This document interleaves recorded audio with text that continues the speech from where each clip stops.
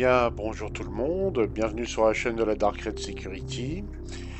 Alors, aujourd'hui, les infos. Je tenais à prévenir les possesseurs de F7 MK2. Pendant nos tests, il y a quelque chose dont on ne s'était pas aperçu, parce qu'on n'avait pas vraiment testé. On s'en a aperçu le soir quand on a fait du combat en atmosphérique sur Microtech. Quand vous utilisez le F7 MK2 en atmosphérique, évitez de vous servir des strafes. Parce que bizarrement, il se met à piquer du nez, il décroche complètement. Alors il le fait énormément avec les strafes gauche-droite, il le fait un peu moins avec les strafes haut et bas. Mais en atmosphérique, il a un comportement avec les strafes très dangereux. Ça peut vous jouer des tours, il se met à décrocher littéralement, il peut carrément tomber quoi. Et dès que vous arrêtez de straffer, il se comporte tout à fait normalement. Pour l'instant, on vous conseille de le piloter uniquement comme un avion et pas autre chose. Ça doit être un bug. Je pense qu'il y a eu un rapport de bug sur Spectrum concernant ce souci-là. Mais en atmosphérique, évitez de trop jouer avec les strafes parce que vous pouvez assez vite perdre le contrôle du chasseur. Autrement, dans l'espace, il strafe normalement, il n'y a pas de souci. Sur les lunes à basse gravité avec peu d'atmosphère, il le fait quasiment pas, ou très peu. Donc là, ça va. Mais sur les planètes comme Harcorp, Microtech, Crusader, Hurston, là, faut se méfier. Faut énormément se méfier.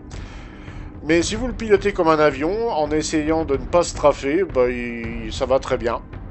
Voilà, petite précision à ce niveau-là. On s'en est aperçu le soir après l'émission. Manque de bol, on n'avait pas constaté ça pendant le test. Donc autant le dire maintenant, voilà. Parce qu'il y en a peut-être qui vont se dire, ah bah j'ai peut-être un bug. Non, non, non. On a tous constaté la même chose. C'est le F7 MK2 qui a un petit souci en atmosphérique avec les strafes. Alors, on a eu des nouvelles des leaks. Et puis des annonces de CIJ. Alors CIJ a expliqué que ils ont comme objectif d'avoir un autre test tech preview server meshing. Alors ils disent en plusieurs vagues et pas seulement pour les Evo, commençant vendredi et se poursuivant tout au long du week-end. Ce test sur le maillage de serveurs, enfin le serveur meshing, se concentrera uniquement sur le système Stanton, avec plusieurs serveurs partageant la charge. Nous testerons plusieurs configurations tout au long du week-end avec plus de serveurs par shard ou par fragment, hein, ça dépend quand vous la... Voilà. Que nous n'avons jamais testé auparavant. Donc là, ils font vraiment un test beaucoup plus poussé, augmentant ainsi le nombre de joueurs par fragment, donc par shard, pour tester le système. Alors il y a un leak, lui par contre c'est un leak qui a certainement rapport avec la 323 qui dit que la zone d'Aira 18 a enfin une grande lumière indiquant où se trouve le spaceport. Je sais que beaucoup seront contents de l'apprendre. Et sur le leak, ils ne peuvent pas s'empêcher de dire nous avons gagné, mais c'est vrai qu'il y avait une petite pétition sur Spectrum pour qu'il y ait une solution pour faciliter la position du spaceport, parce que beaucoup de gens se disent mais c'est une galère à Era 18 de trouver le spaceport. Bah là apparemment il y a une grande lumière qui indique où est le spaceport. Tant mieux. Après ils nous disent pas si par exemple à Horizon ils l'ont installé aussi. Ça pourrait aider. Bah, le mieux, ça serait qu'ils fassent un balisage type pour tous les spaceports. Ça serait peut-être plus pratique. Voilà. Pour les gens qui n'ont pas trop le sens de l'orientation, un balisage spécifique pour les spaceports. Pourquoi pas, au final. Ensuite, ils ont aussi expliqué que... Qu'est-ce que j'avais remarqué aussi?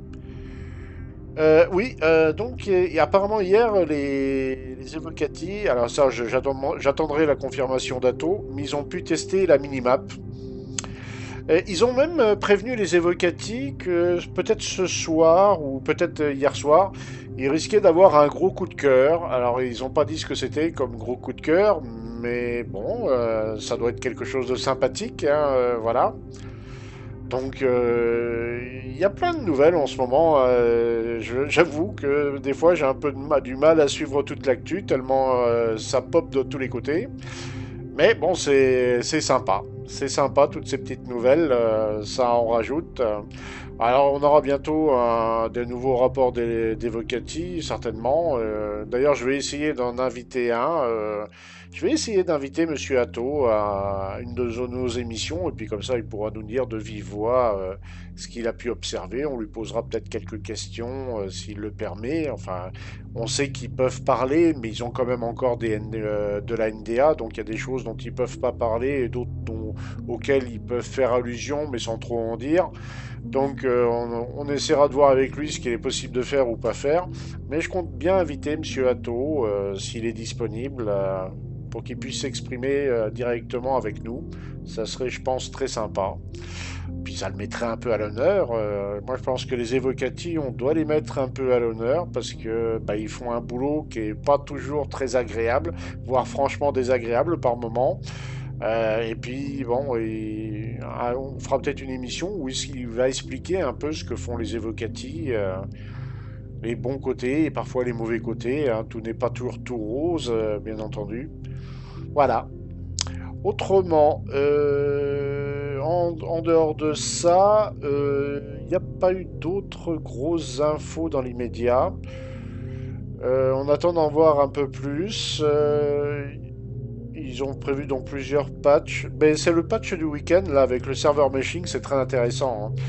Hein. Alors, j'en parlais avec des collègues tout à l'heure, là, sur le vocal. Ils disent, ça sentirait pas plutôt le serveur meshing dynamique, ça?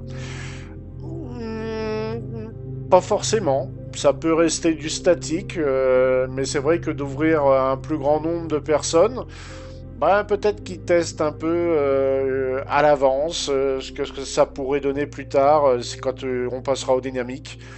Enfin, je suis pas technicien, je suis pas développeur, donc je sais pas trop comment ça fonctionne l'histoire. Mais en effet, ça pourrait peut-être laisser entrevoir une accélération du développement du serveur meshing. Peut-être qu'ils ont en fait plus progressé qu'on ne le pensait. Après, ça veut peut-être rien dire du tout. Hein. C'est juste des tests comme ça pour qu'eux se fassent une idée, qu'ils aient des données et ainsi de suite. Hein. Mais c'est vrai que bah, tous les trois, on s'est posé la question. On se dit, ça voudrait pas dire qu'ils ont vachement progressé aussi du côté du dynamique. Enfin bon, ça, on n'en sait rien. C'est peut-être une petite supposition, une petite espérance, dirons-nous. Voilà. En tout cas, voilà, les infos d'aujourd'hui se terminent. Ben, je vous souhaite à tous une bonne journée ou une bonne soirée et on se dit à très bientôt. Et je me prends un arbre. Boum. Ah, ciao, ciao, ciao tout le monde.